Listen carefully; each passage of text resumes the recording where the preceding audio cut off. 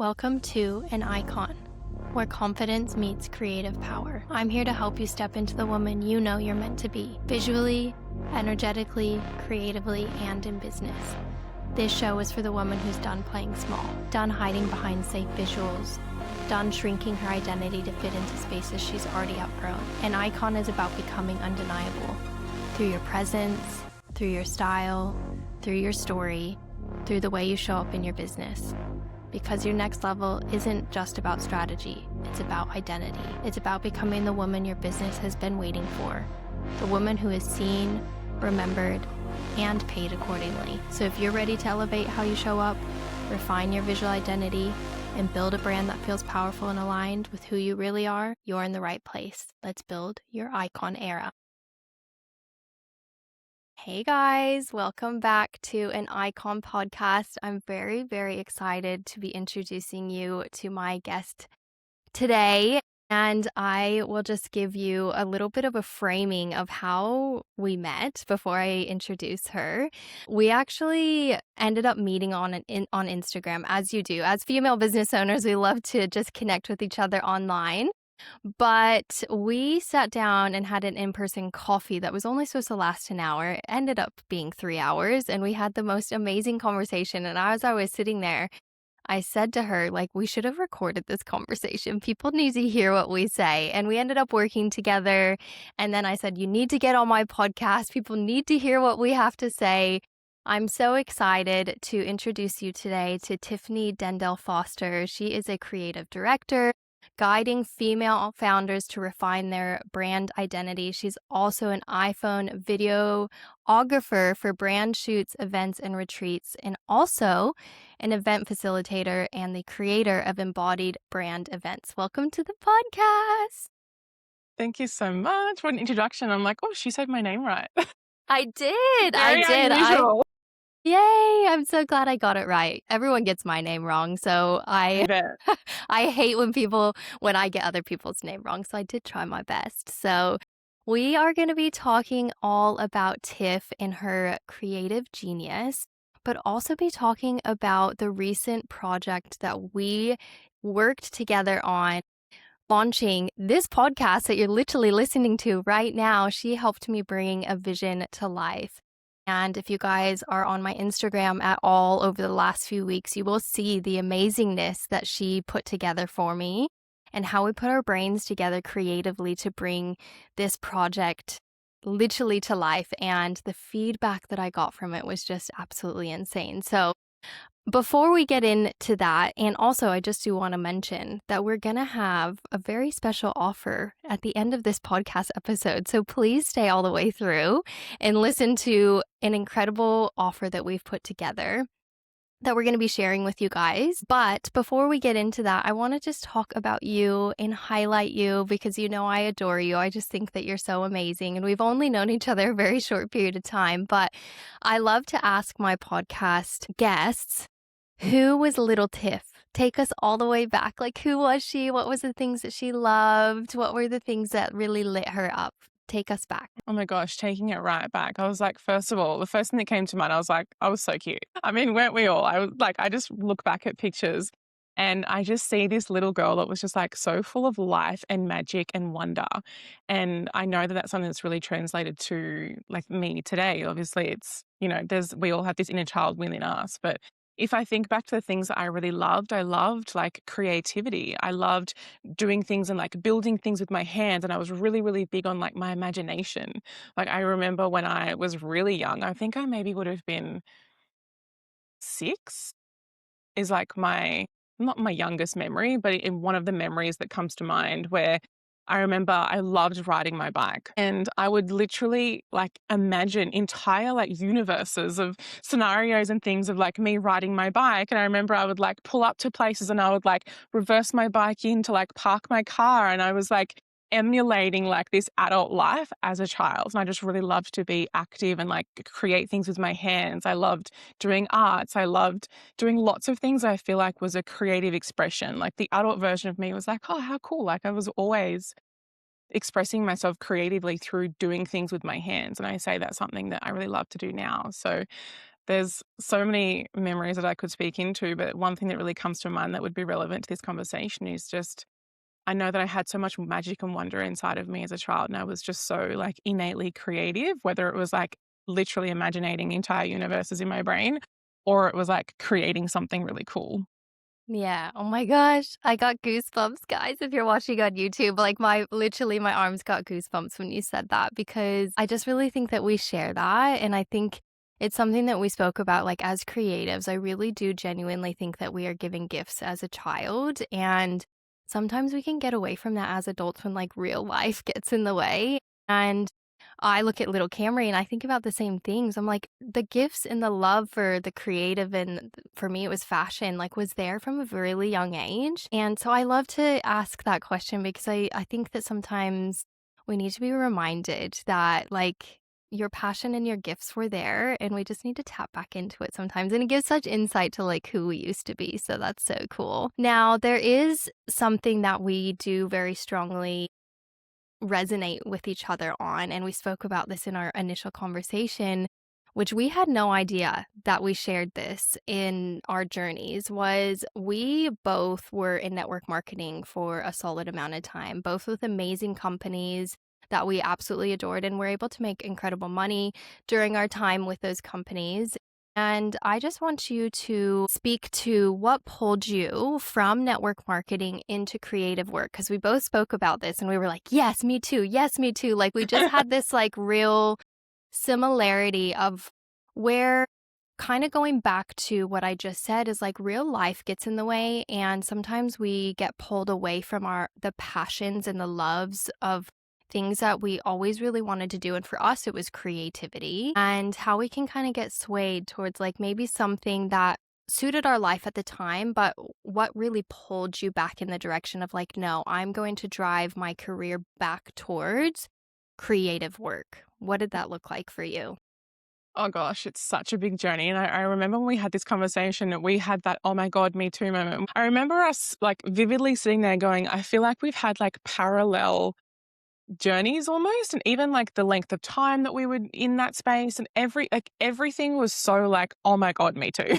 Which is It's so cool when that crazy. happens because it just like you said, we ended up having a 3-hour coffee day and we had to like cut ourselves off. But I feel like to share this story and for it to be the full circle moment that it actually has been, it would make sense to share where I came from that actually led me to the network marketing space, because I did have a very big, very successful, very amazing career in the corporate world where I worked in marketing and events, and it was an incredible career. Like when I say it was incredible, like I worked on the coolest stuff ever. Like I had so much fun, and it also required all of me in every sense of everything. And during that time when I was climbing the corporate ladder and I was, trying to get like the highest performance ranking and I was working with all of these incredible stakeholders and I was creating like such cool stuff. I was also sacrificing my health along the way. And I really, really, really deeply sacrificed my body for the sake of success, perceived success in my career. And that's what led me to network marketing. Because I thought to myself, like, wouldn't it be cool if I could like do something for myself? And I had this sort of quiet dream, I guess you could say, that one day I would love to have my own business. But I always told myself, but I don't know what I would do. Because I had this idea in my mind that like business meant like e-com, like it meant having a product or something. And Mhm, I would have to like mhm. create something from scratch and be like a traditional business owner.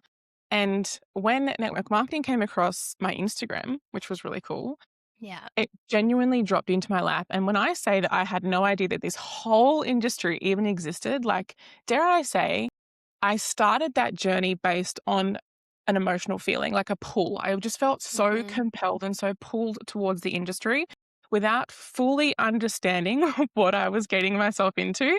It ended up being one of the best things ever because I guess that was the catalyst that then unfolded everything that came thereafter. But what really landed me in the industry was like wanting to do things my own way.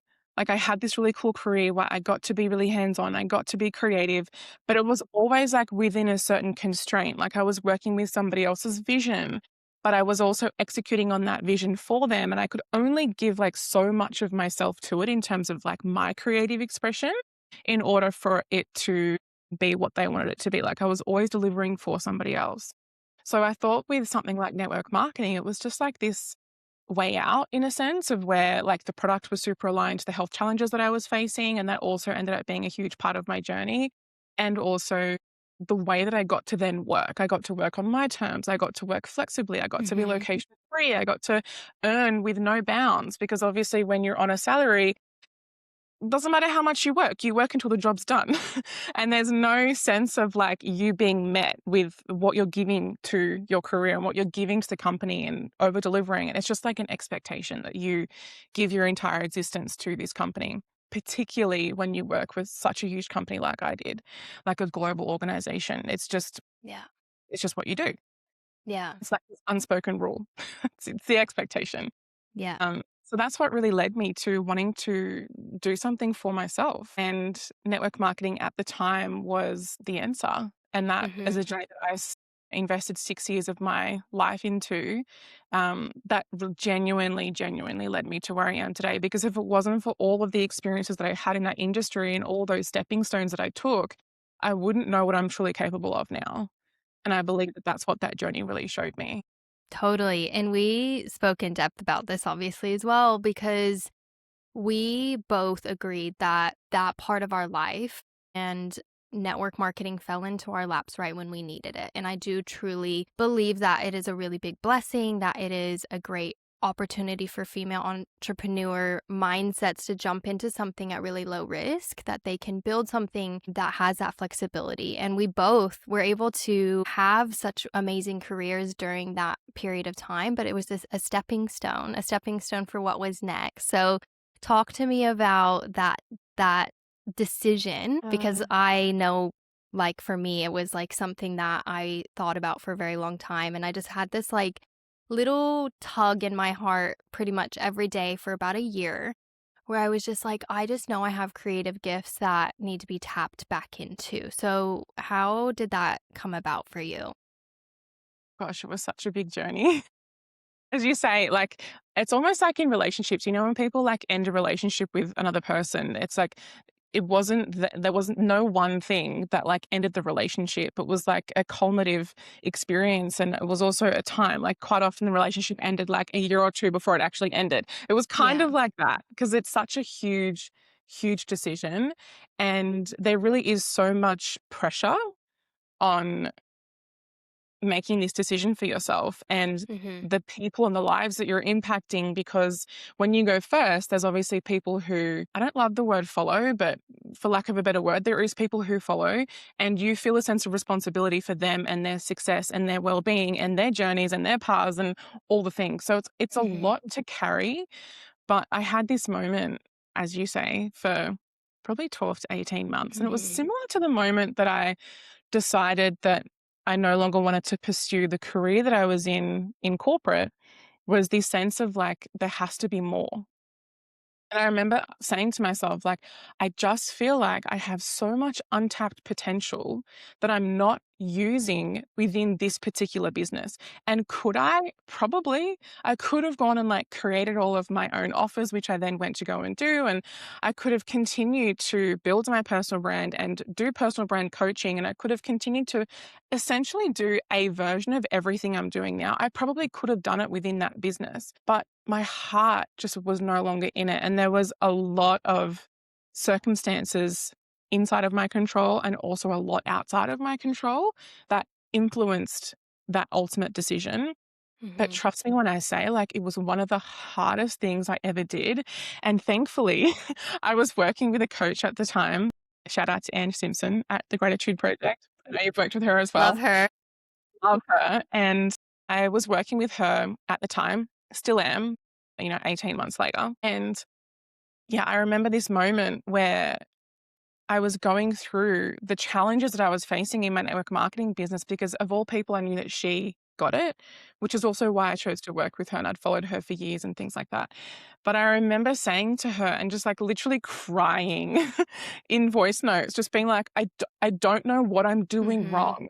And I'm Mhm. so grateful that she said to me, like, this was no longer a like, oh, let's just like try this. She was like, Tiff, put it down, put it to the side, put it down. You're not making a definitive decision of like what you're doing, but you're just taking the pressure off that being the thing and just see where you can flourish, see what you can then do, see what else you're capable of, see what else you can put yourself into. And then the beauty of it is, particularly with the company that I'm aligned with, is I can pick it up and Mhm. continue if I so choose, and nothing would have changed. And that was genuinely one of the hardest decisions I've ever made, but it was also, Yeah. again, the catalyst that ultimately led me to where I am now. So I'm really Yeah. grateful for the version of me that was courageous, because Mhm. when I say it was hard, like, it was so consuming.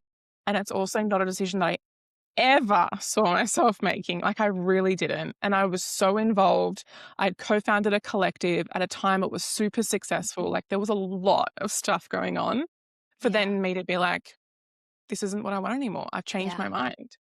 And Yeah. to be the embodiment of what you teach means to be the embodiment, to do the thing, to go first, to make the decision, and to allow people to see you in your courageous action, which is following what you feel is true for yourself. And that's what I feel like ultimately I did.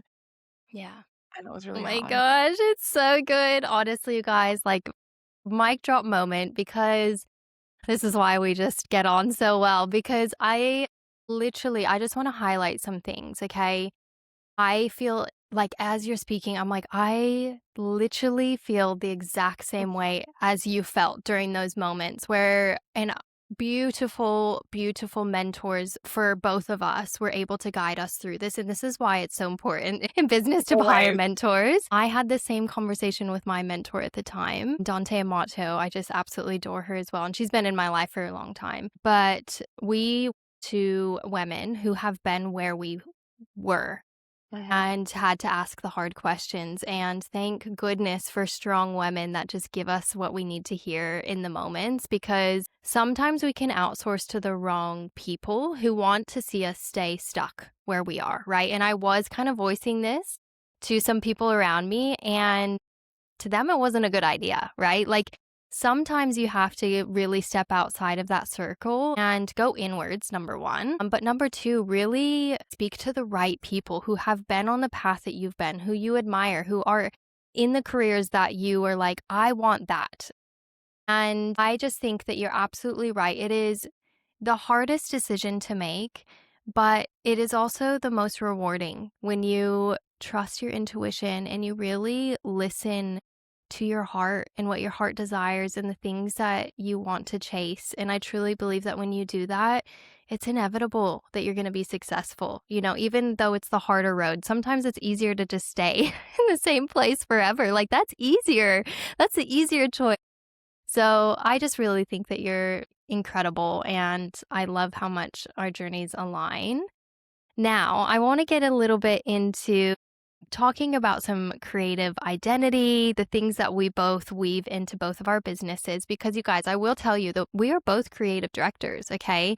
We both share a lot of similarities in the work that we do, but we are also very different in a lot of ways in the things that we offer.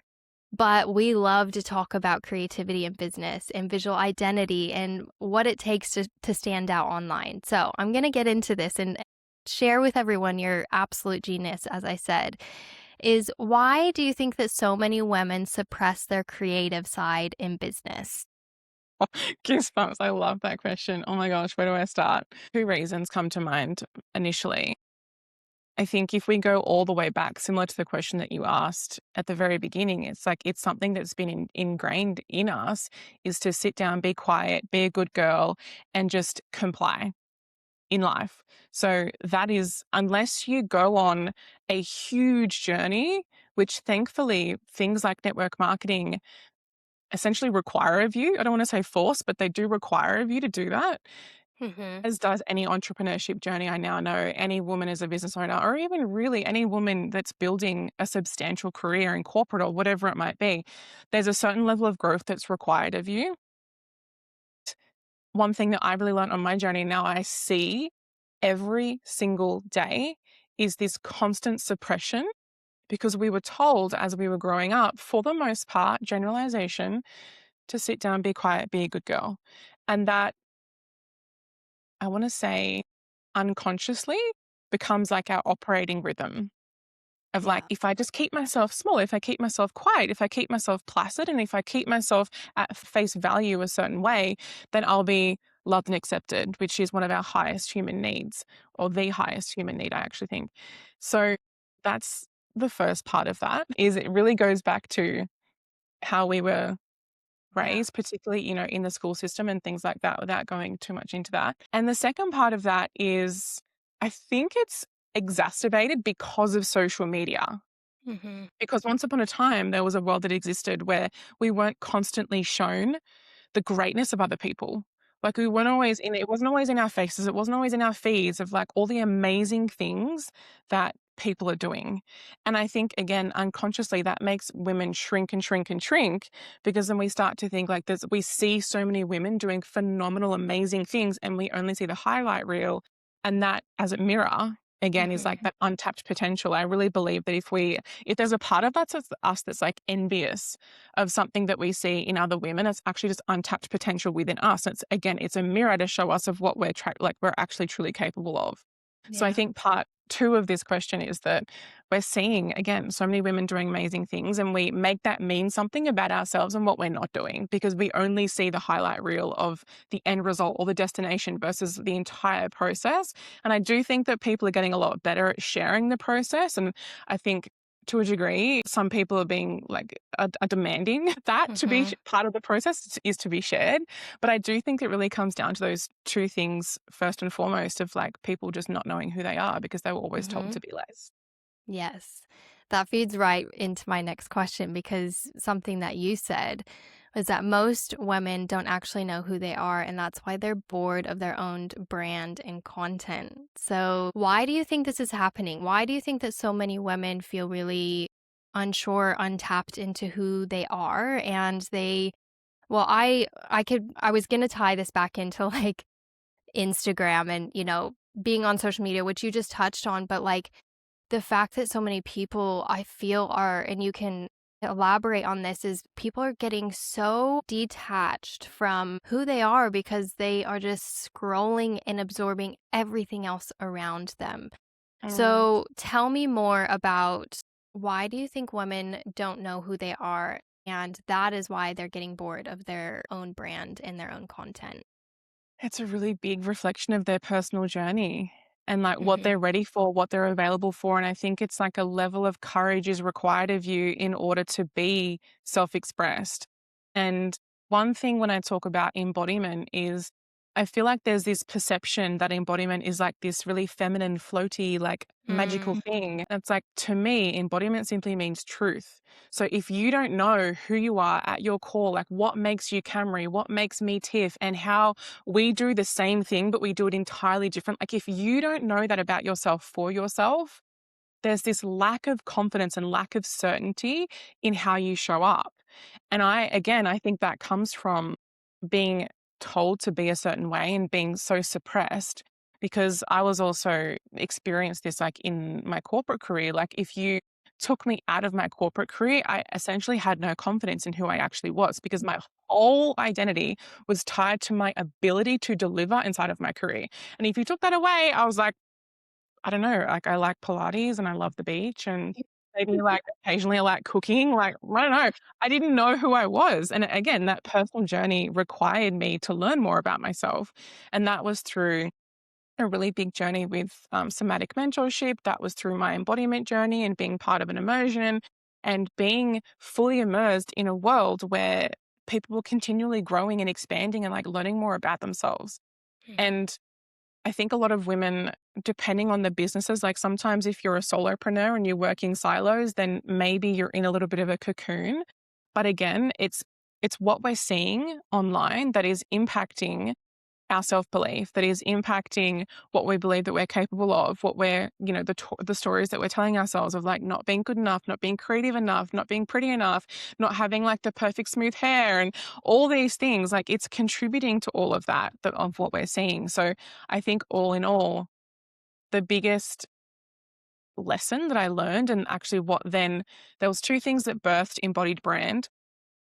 One of them was my own personal journey in the embodiment space. And the second was in my personal brand coaching, realizing that if you're teaching, messaging, positioning, niching, You Mhm. need to know yourself first. Like, you can't know her better than you know yourself if you don't know yourself first. Like, that's the foundation of everything that you do in your brand is knowing yourself so deeply and having this real grounded certainty in who you are. There's going to be moments where you fluctuate. Like, confidence is an emotion and emotions go up and down every single day. But if at your core, if I was to say, like, who are you? What do you love doing? Yeah. What could you speak about? If you can answer that off the cuff, there's like a part of you that's really certain in who you are. And that Mhm. is reflected in everything to do with your brand, whether it's like visual, whether it's aesthetics, whether it's colors and clothing and hairstyles. And there's this consistency that you create when you know who you are. And that's what builds Mm. trust. People feel like they actually know you. Oh, so good. So and so, so true. It's so true. I think that we cross over in seeing this with the clients that we work with. And I speak about how a lot of people wouldn't like when a client comes to me and they're like hiring me to help them organize their brand photo shoot and do the creative directive work for that. I'm like, sit down, tell me who you were as a kid. Like, what are the things you love? What are like, tell me the emotions you feel. Like, I get really, really deep. And I think that sometimes they're like, is this what I hired you for? And I'm like, yes, it is. Because And like you're irrelevant. yeah, it's like it's so important to really know who you are because the problem is so many female entrepreneurs specifically are showing up in front of the camera, they're building businesses that are just reflective of what they're already seeing online.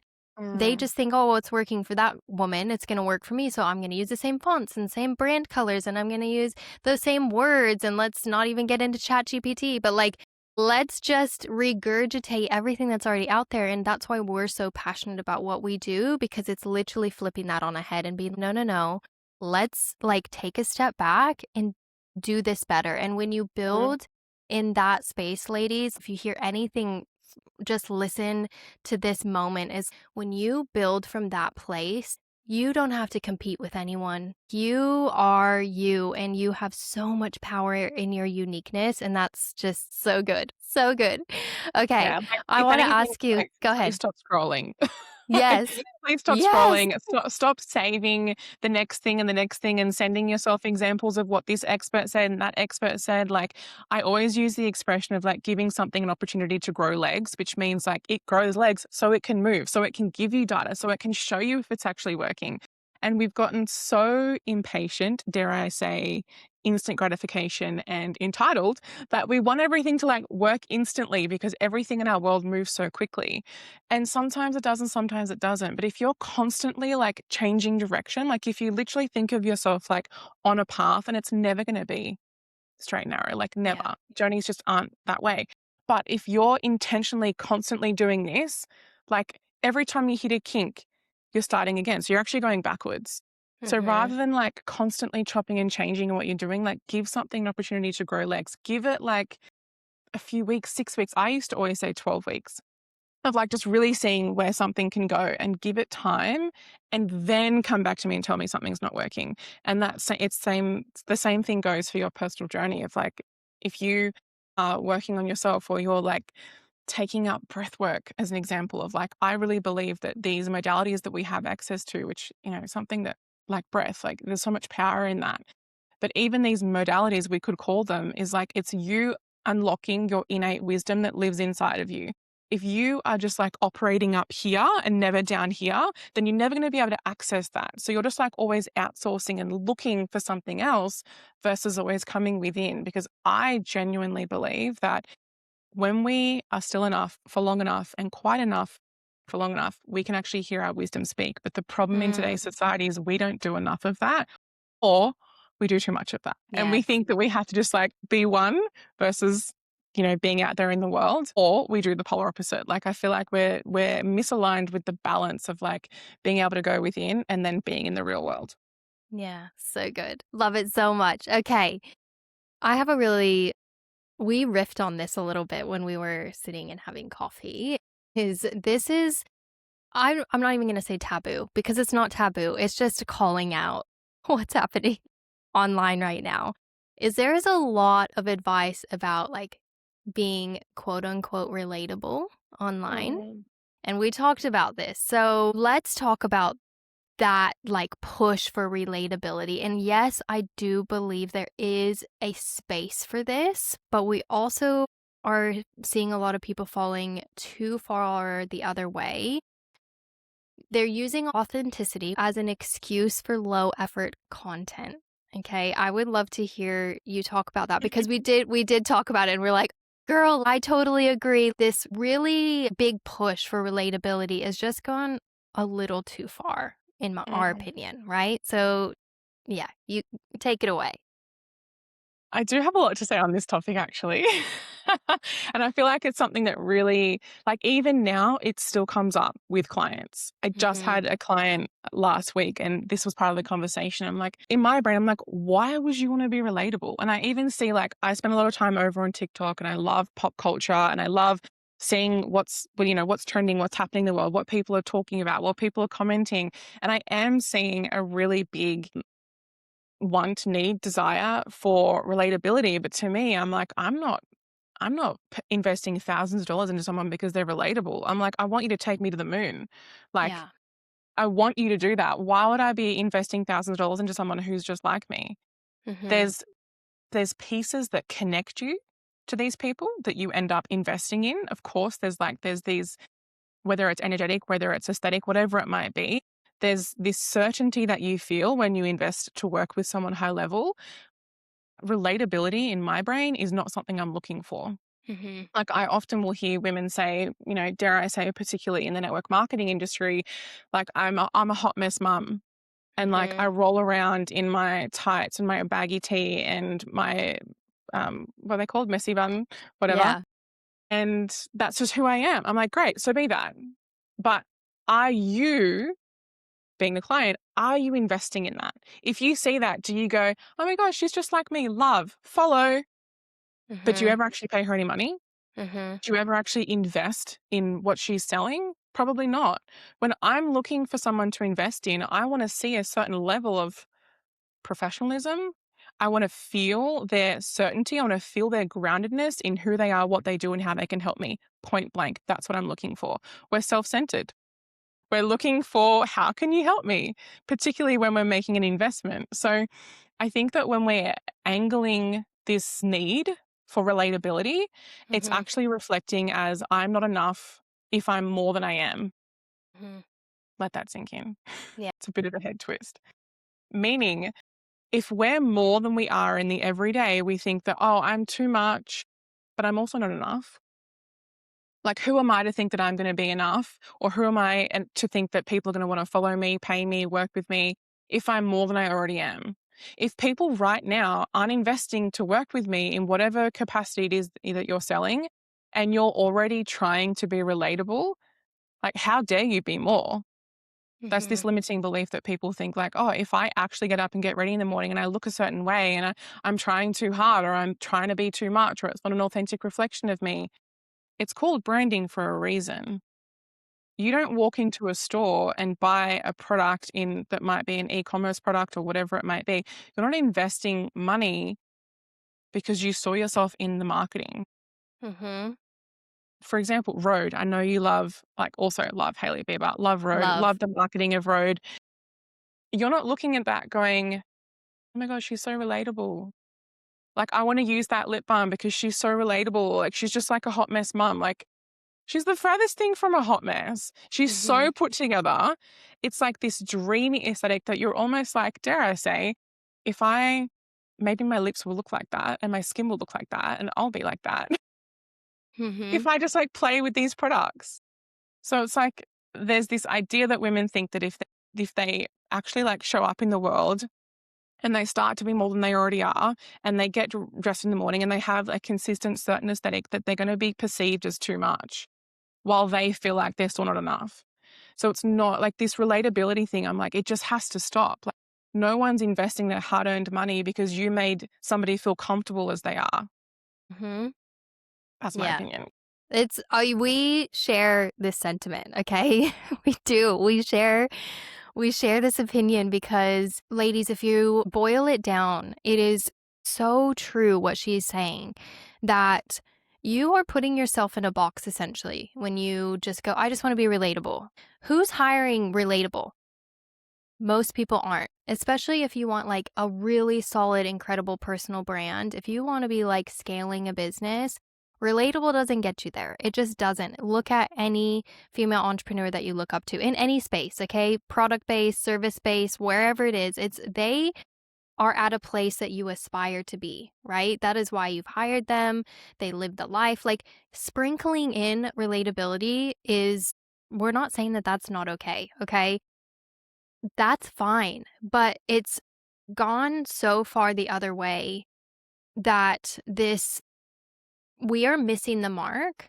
Not we, because you and I do this totally fine. But like as a group, as a collective of a lot of people online, we're missing the mark because we're not leaning into that high-end intentional content and that authority building content. And it really boils down to, okay, people just don't, like what you said, they don't think that they're capable of that, or they're not good enough, or whatever. But when women focus on high-end intentional content, what does that do for business? How do you see that for clients when they come to you and they focus on that high-end, more intentional content? Like, how does that make their business better? And I think as well, there's this aspect of we're confusing relatability with humanness.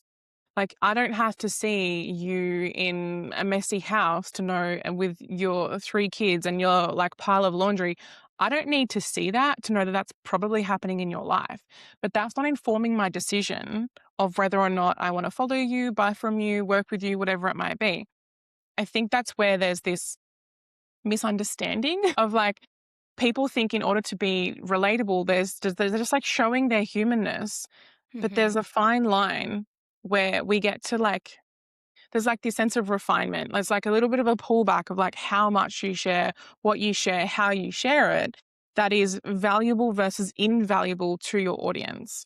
And if I was to think something that I might wanna see from someone in order to feel like I can relate to their humanness, it would be a personal story. It would be something that has impacted their journey that's related to their business, or maybe something in their personal life that has impacted their experience with their journey around business or embodiment or personal growth, or even just like things that they, their internal thoughts of like how they think, how they move, like that helps me understand a person better. That's like the humanness layer.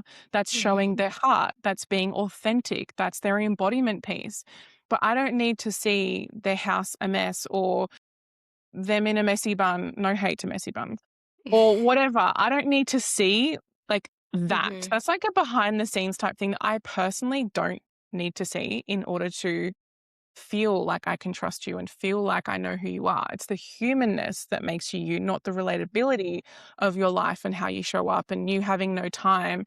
If anything, if you're constantly being perceived as being super, super busy and having no time, subconsciously I'm thinking to myself, like, you probably wouldn't have time to give Mhm. me what I require of you Yeah. when I make an investment, or you couldn't give me the quality of what I might want and the Mhm. standard that I might expect. So think about what it's consciously and unconsciously saying in how Mhm. you present yourself and how you show up. And maybe it's something that if you're thinking to yourself, like, which way am I? Like, what am I currently doing? Maybe you're not showing your laundry basket and your messy house and your messy bun, but what are you showing and what is that translating to in how it's perceived? Because Yeah. marketing is perception. Mhm. Totally. Absolutely. And I just want to say, and this pivots us into the next segment of talking about working together on my podcast launch and how that looked. But there was no part of me, ladies, not one single part of me that was like, I want to be relatable when I launch my podcast and walk through a hotel with high heels, a fur coat on, and like this crazy glamorous look. I walked through that hotel and Tiff and I were just giggling to each other while it was happening and we were shooting content. All these people are looking at us. It was just hilarious because there's not one part of me that wanted to be relatable. I wanted to be bougie. I wanted to be extra. I wanted to have this incredible launch that people stopped and paid attention to. And that's the difference. That is what you need to be focusing more on is like, how do I show up as an authority in my business and brand to this next level? Because we all have access to being able to do that, okay?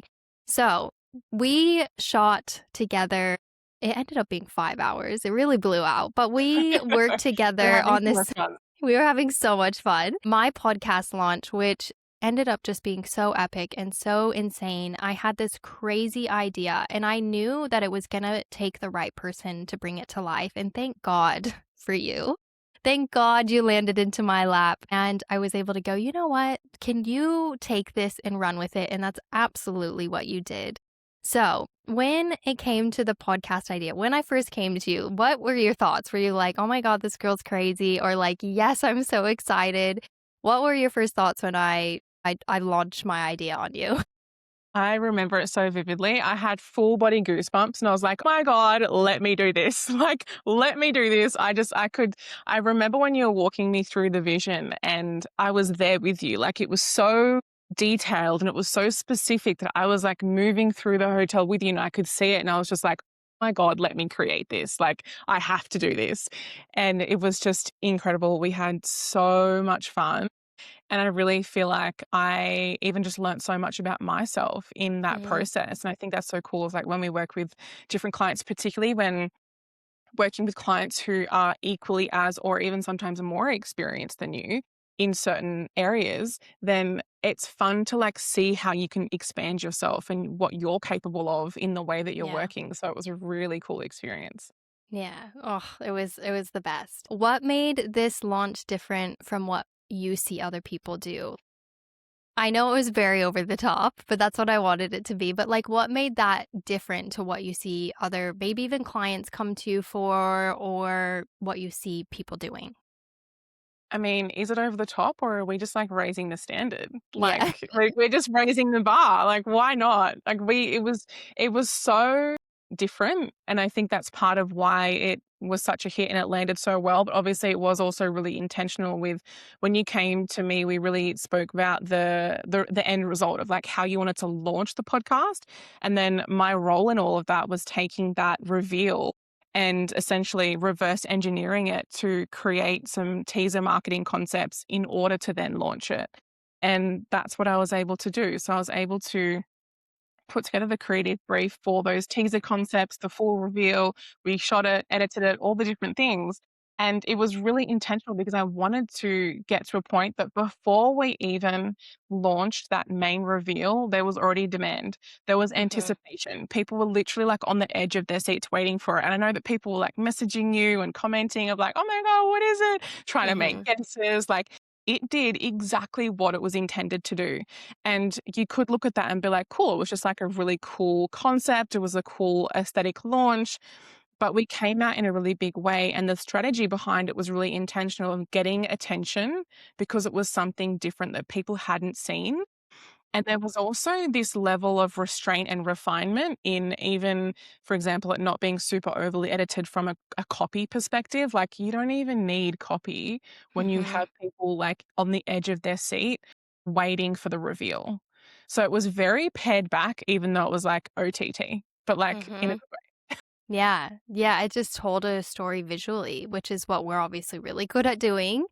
But that is what I think is so important, ladies, is like, or men if you're listening to this, but let's be honest, it's mostly girls who are listening to my podcast, is that it is so important to be able to find people who are going to take an idea and expand upon it or be able to literally I knew as I was talking to you that you could see the final vision. Like we had this like really great way of communicating that was able to just take something and really it's one of the hardest things as a creative is try to explain something that's happening in your head. Like, you can see it so clearly, but to try to explain it or even to reference ideas, a few times we said to each other, "I have this idea, but I cannot find anything that shows visually what the idea is." So we would try to explain it to each other, which we ended up being able to create those things so well because creativity is our is a skill that we have. But I think that people really struggle with original ideas because they're just looking for ideas with what already exists. Mhm. And there's so much that you can tap into with your brain, with your own imagination. And like you said, sometimes you have to like shut off the scroll so that you can actually just come up with original ideas. But This was a creative project. It wasn't just a content shoot. So explain that part because a lot of people would be like, "Oh, they just showed up and shot content." Like, no, no, no, no, no. Like there was a lot that happened before. So explain how this was a very intentional creative project, not just like a content shoot day. Well, I think it's like that concept around like meal prepping. If you're like, wanting to lose weight, for example, it's like if you're in a calorie deficit, you want to like meal prep and plan your meals. Otherwise, you're essentially preparing to fail because you don't have anything as easily and accessible. So you just go for like, whatever's in front of you at the time. It's the same sort of concept of like showing up to a shoot and expecting to get the end result of what you want with zero prep and zero planning. And when I say prep and planning, I don't just mean like rocking up with maybe a Pinterest inspired mood board and like Mhm. maybe a little bit of a shot list, like maybe. I mean, Yeah. like go the whole 9 yards and plan it, but also leave room for creative expression in the moment. And I remember I said this to you and I knew that you got it as well because I was like, I'm going to put everything that's like in my brain, in my vision, taking what you've given me, I'm going to put it into this creative brief and also I know within myself, again, this is the embodiment piece of knowing yourself so deeply. I know how I operate. I'm going to have ideas when we're moving. Like, I Mhm. probably won't even need the shot list, but I'm going to check just to make sure that I have everything I need in order to then create those edits and the concepts. Because what I'd essentially done off of the back of we had a call, like obviously we had coffee initially and we were like, oh my God, we're like the same person. Oh my God, we have to work Yeah. together. And then we spoke about the podcast launch and you brought me the vision and I went away and I was able to really dissect that vision into a full storytelling marketing Mhm. campaign and a concept. So taking what I really saw as your brand identity. So I'm really listening to the words that you're using.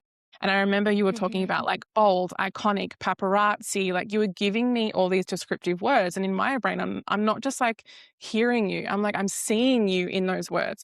I'm translating to what that actually means in your brain and how you want it to be expressed.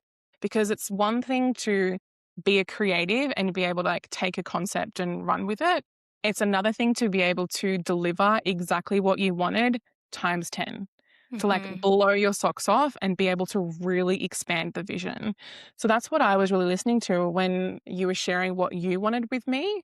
I'm like furiously taking notes. I'm sitting with it. I'm like doing all the things. And I was able to really work on the energy that we wanted to bring. Like, what is the energy that we're translating? And I remember it was like this bold certainty, this like boss. Like, I remember you wanted like deep bass, and we wanted it to be like it's Yeah. almost like something that you can't even describe in words, but it's a feeling.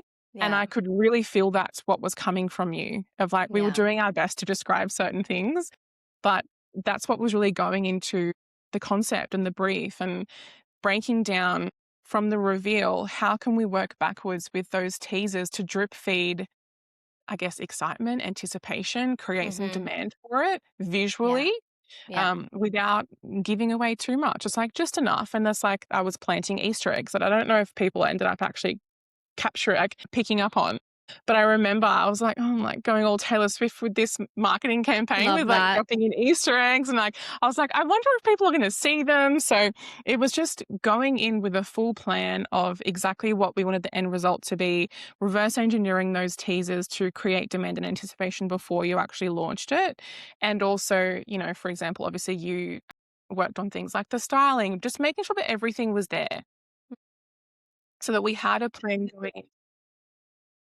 Yeah. So, even down to like the car and like what we were doing in the car and you had a couple of pictures on your like the Pinterest mood board and then I was able Mhm. to take that and I had this idea of like the printouts and how we ended up using those and things like that. It's like we started with a concept and started with a vision and then it was just able to expand and we had everything planned out so that by time we showed up at the venue we knew exactly what we were doing, Mhm. and we also left some space for like creative autonomy and just intuitive creativity for the day because I always know there's going to be something. And like for the most part, I'm not really referring to my shot list because I know what I'm doing. Like I know what I want to capture, I know what I want the end result to be, but I'm just cross referencing it to make sure that I definitely have everything I need so I don't get to the point of actually creating the edits and being like, oh, it would be so cool if I had a shot of this like always getting way more than I need Yeah. and also then Totally. being With able to so many deliver. videos. Yeah. So many, but they were all I just remember we were, like, absolutely frothing over them at the time Yeah. as well, like, "Oh my god, but, like, how does it look so good in an ugly car park? Like, how have we Mhm. done this? It looks We amazing." So, nailed it. all of that, Nailed it. like, there was so much that went into it, Mhm. and it really was, like, we knew exactly what we were creating. We didn't fluke it, we totally planned for it. It was all very, very, very intentional, and I think that's part of there's like a bit of a low effort sometimes that can go into launching. And like you said, is it over the top or is it just that we're like raising the bar and True. doing things differently, which is why it worked? Yeah, 100%. And guys, I'm just going to take a moment and just tell you what a genius Tiffany is because anyone can point and shoot with an iPhone. Anyone can do that, okay? We all own them. But what she was able to do with the tools that she had and adjusting the exposure and the lighting and the editing that happened, okay? Like that alone was insane. She added music, she edited every single one of my teasers in the final reveal. Once we had the content done, it was all in her hands to bring together and she killed it, you guys. And that is very rare to find. I will just say that, okay? You have a very high level of skills. And I actually said that to you when we first met. I was like, I know what I want, but I cannot go do what you did for me, which was shooting the content, making it look insane, so clear, so crisp, and then going and editing it and just like bringing it to life. That is truly a skill that you have built and you guys have to hire her. That's all I'm going to say. But it's very rare to find someone unless you are going to go and hire like a full production videographer which will cost you like insane amounts of money. She shot that entire thing on iPhone, guys, which most people were like, "No way." Like, I don't believe that. Like, even the photos were just so amazing, and it was all shot on iPhone. So she's just I just had to take a moment and really, really, let people know that you're just so incredible. So, before we Thank you. tell you about our very fun collaboration that is coming, and those of you who listen to the podcast are going to be the first ones to listen and hear about it. I want to go through, I always do a spicy rapid fire with my guests. So, all right. These are if you had to choose. Like there is no choosing one or the other. You had to choose one. Okay, this is it's going to be hard. But if you had to choose video or photo, which one would you choose? Video every day of the week. I think, Yeah. and I say this all the time, like video is queen, particularly in the realm of social media, which is essentially taken over the world and everything that we do. I'm even so glad that you mentioned, the use of the iPhone because I do. I exclusively shoot with iPhone, and sometimes people are like, "What? Like, would you, get into photography, videography?" I'm like, "No, I really believe in the power of the iPhone, not only when used right, and obviously having a skilled creative eye, which anyone can point and shoot. You're going to get two very different results, even with the same camera settings, because it takes a creative eye. But video is taking over, if not, it already has taken over. And Yeah. absolute worst case scenario, if you don't get any photos, you can take screenshots of the video. So Mhm. that's my Mhm. take. Not And I like will there's a place for yeah. photographers, please. Like I love and Totally. respect that I work with Yeah. them, but Yeah. I really believe that video is queen. Totally. I agree with that. And there's a big shift and you have to shift with the times. I will just mention before I ask you the next spicy rapid fire, just to amplify on what you just said, as I was listening to a podcast yesterday from a social media coach that I've listened to for like over 10 years. And she was talking about what Instagram is amplifying or pushing out more. And a lot of it is like raw, relatable content and original content, but also like highly edited, cinematic, highly produced content is actually getting pushed out as well, as long as it's original. And I was like sitting in my car, like, yes, like so excited. I want people to listen to that because that's where a lot of people are taking a shortcut, is that they're not leaning into this more amplified authority building content and doing cool things like what we did for my podcast launch. Because, guys, it pays tenfold. I promise you down the road, like, I did not have to go and invest the time and the money and everything that we did for my podcast launch. I could have just shown up and be like, hey guys, I have a podcast now. But no, I said, you know what? I am going to get eyeballs on this thing. And to Yeah. do that, we did what we did. Okay. It's an investment like that.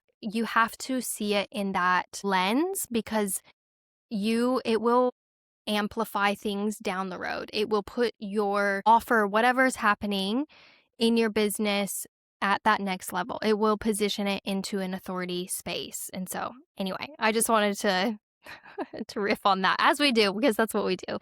Okay, back to spicy rapid fire. Again, having to choose one or the other, great lighting or great location. Ooh, I want to say great lighting. Particularly Yeah. off the back of what we did in that car park, like, I have had so many comments on making a car park look sexy. Like, obviously, Yeah. there was a lot that went into it. You, the outfit, like, the sequins and the fur, I die. It Yeah. was some of my favorite shots, but dare I say, lighting every day of the Yeah. week. Like, we can go tight. We can like, I love details regardless, but I honestly think that with the right lighting and the right wardrobe, you can basically make anything look good. Agree. Totally agree. If you had to choose a tripod or your phone light. Phone light. I bet I'd, like, never use a tripod. Like, I am Yeah. the tripod. My Yeah. body is the tripod. Yes. Everything was shot by hand in this like crazy cool gadget that she has that has this light on it and her phone goes in the middle and it was just her. It was so cool. I loved it. Yes. That's we need a link. You're gonna send me the link to that and I'll How put do it you in get the a link? show Yeah. notes. If you had to choose virtual or in person.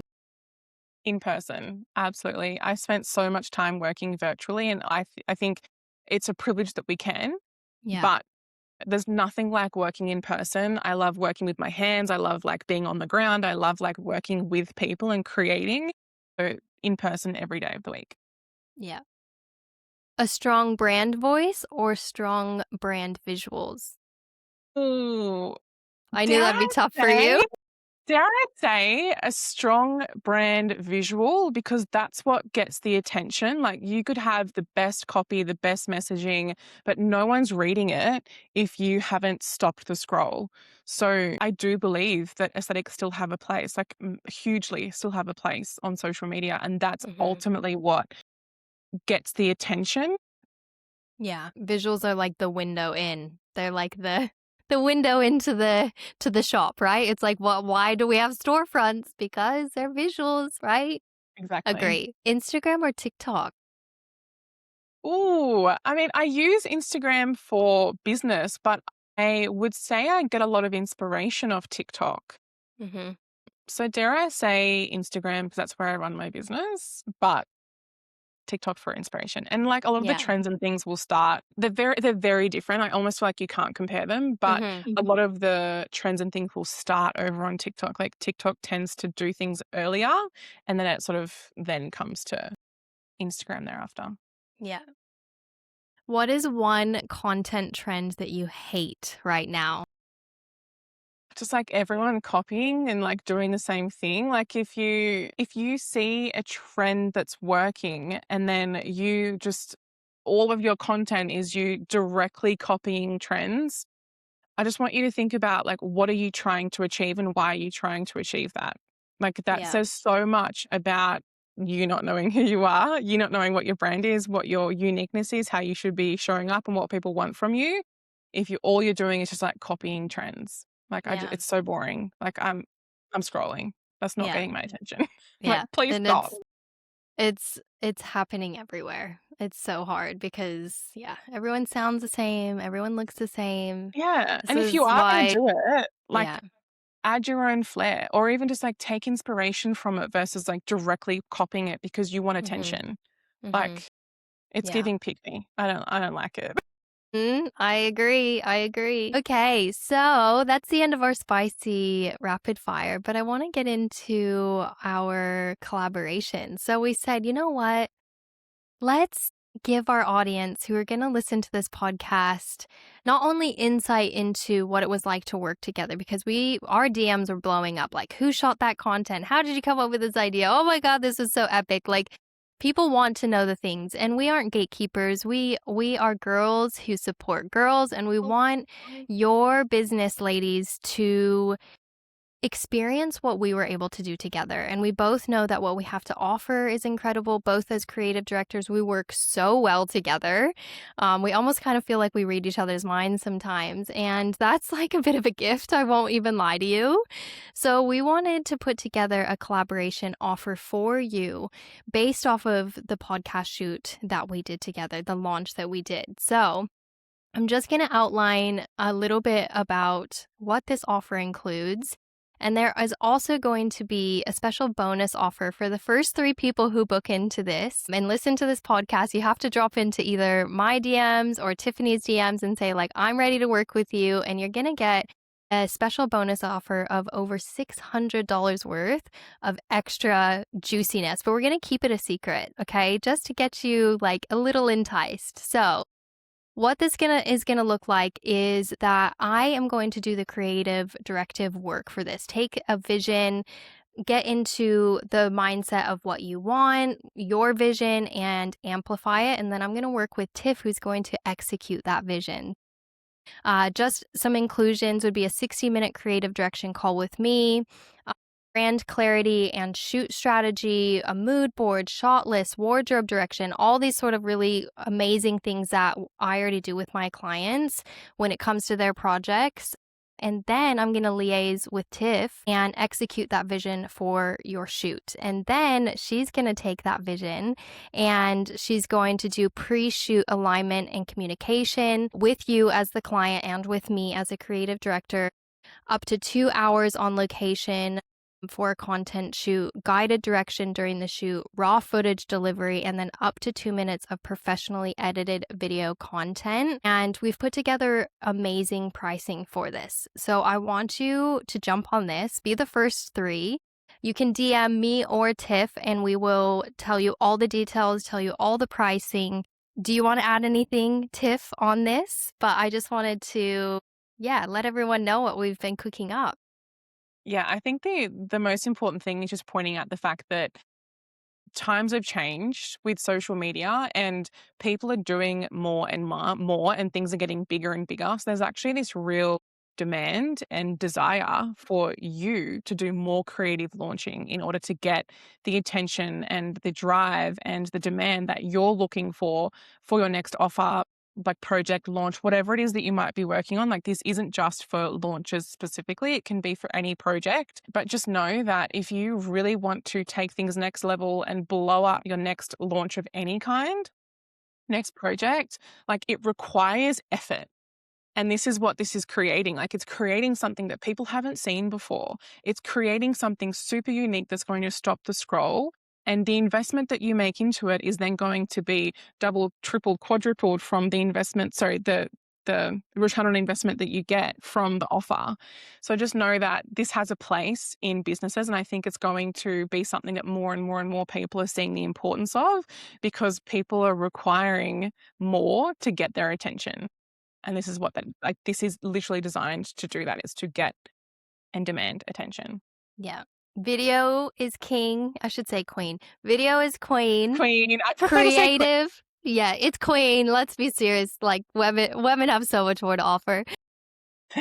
Video is queen. Creative is queen. Attention is currency, guys. And this is what we do. This is what we like. We froth over this as creative entrepreneurs. And to have creatives in your corner just amplifies your business. Like, you can go and hire any coach. There's so many coaches out there. There's so many people that can teach you strategy and numbers and all the things. But like, we are carving out a space that is so, so needed, especially in this day and age. Like Tiff said, there is a huge demand for doing it differently, and really creative launching is so important. And we can make it just for you. Like, even if you're just rebranding, even if you just want to be seen more of as an authority in your space, maybe you're not even changing or launching anything, but you just want to like show up better, dress better, have better video content, we can get really intentional with what this project looks like for you. So I also, just before we go, want to ask you a little bit, because you do have an upcoming launch of your live event in Gold Coast,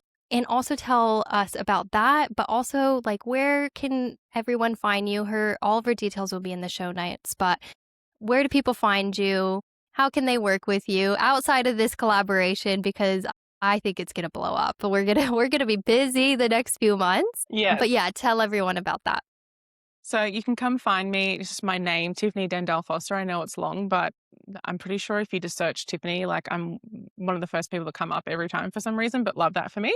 Love SEO that. optimized. So, my Embodied Brand Live event is an intimate branding experience for women in business who are ready to be seen, sought after, and unforgettable. And it's essentially a 1 day experience for up to 8 women. So, it is genuinely a small space. And the whole premise is to come as you are, but to leave with a transformation, not only with how you feel within your body, but also how you see yourself on camera. So we do things like a content workshop. We talk about brand identity. We talk about your visual identity. We actually get in front of the camera and I teach you how to move your body. One of the biggest things that I think that I know that women struggle with is knowing how to be in their bodies in front of the camera. Like we think that all of a sudden we're like, what do I do with my hands? And like, how's my hair? And like, do I have a double chin? And we try and do all these things that just look so unnatural, and that's felt and that's translated. So when you come to these events, the whole idea of it is, again, that you feel so confident and so embodied inside your body in front of the camera that it starts to feel natural so that you actually fall in love with the end result. And one of my most favorite things I hear from my clients is they literally are like, oh my God, is that me? Like, wait, is that actually me in that? Like, I can't believe that's me. Yeah. I'm like, job done. So Love. that is what you can expect when you come to my events. Obviously, we have a professional photographer as well, but I also capture your B-roll for you during those photo shoots. And I also do a content workshop where I teach you how to capture really cool scroll stopping content for yourself. So you walk away with the skills knowing how to actually do that. And it's not just all theory where we sit around and have conversation. Because yes, that's a part of it, but we like to use our hands and create some Yeah. cool stuff. So by the end of it, you'll walk away with months and months worth of content. 3 months So now. good. So good. Oh my gosh. She is a multifaceted, multi skilled woman. I am just so happy that you came here. We could talk for 2 more hours, but I know. ladies, jump into our DMs. Do not sit on this offer. It is priced so well. And we just want to take what we have to offer and what we were able to create together and offer it to you because you deserve to have this in your business. So find us on Instagram. And Tiff, you are an icon. I'm obsessed with you. And I will see you very soon, hopefully. She only lives not too far from me now, which is so good. But thank you. Thank you for your time. And I appreciate you. Thank you so much. It's been an absolute honor to not only have this conversation, but to be part of the launch of this podcast. I remember when you first told me the name and how you were going to end it and everything. I was like, yeah, this was so good. So thank you for having me. This was such an awesome conversation. I know that we could just keep talking and talking and talking, Yeah. but you're an icon yourself. And thank you for having me. Thanks, babe.